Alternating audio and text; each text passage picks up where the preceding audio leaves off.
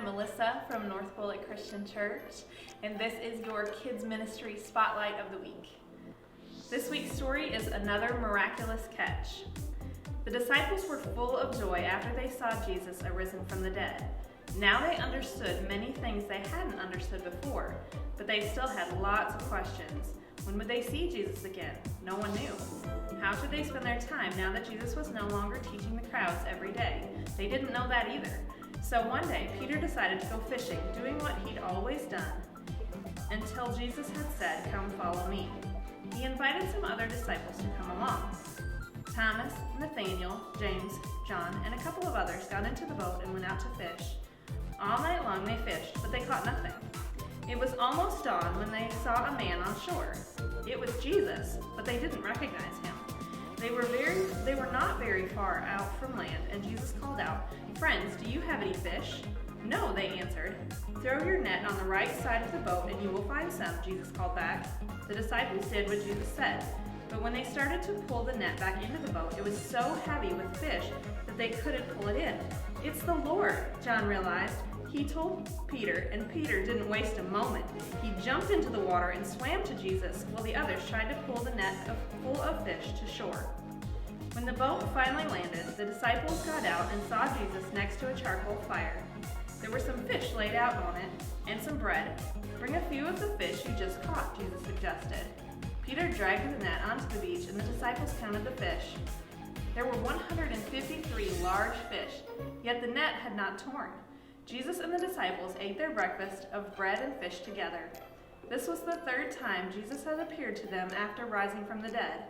Although Jesus never said who he was, they knew it was the Lord.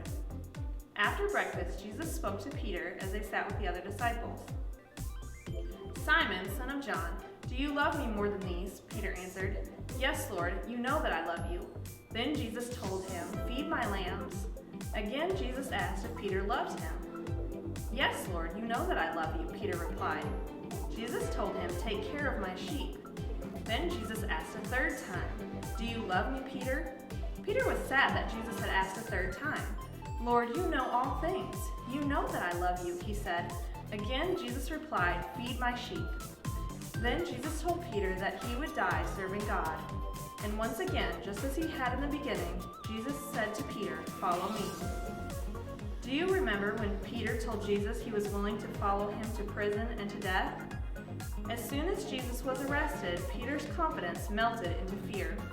Before the night was over and the rooster crowed, Peter denied knowing Jesus 3 times.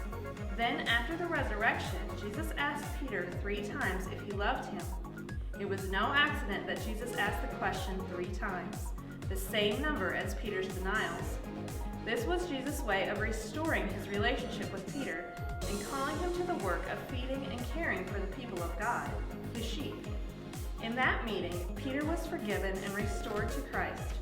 Jesus erased any lingering doubts Peter might have had by repeating 2 special words, "Follow me." Jesus' sacrifice on the cross made a way for Peter to be forgiven, and the cross provides for our forgiveness as well. The question for us is the same question Jesus asked Peter. Do you love me? Do we love Jesus? I hope you all are enjoying your families. I love you, and I'll see you soon.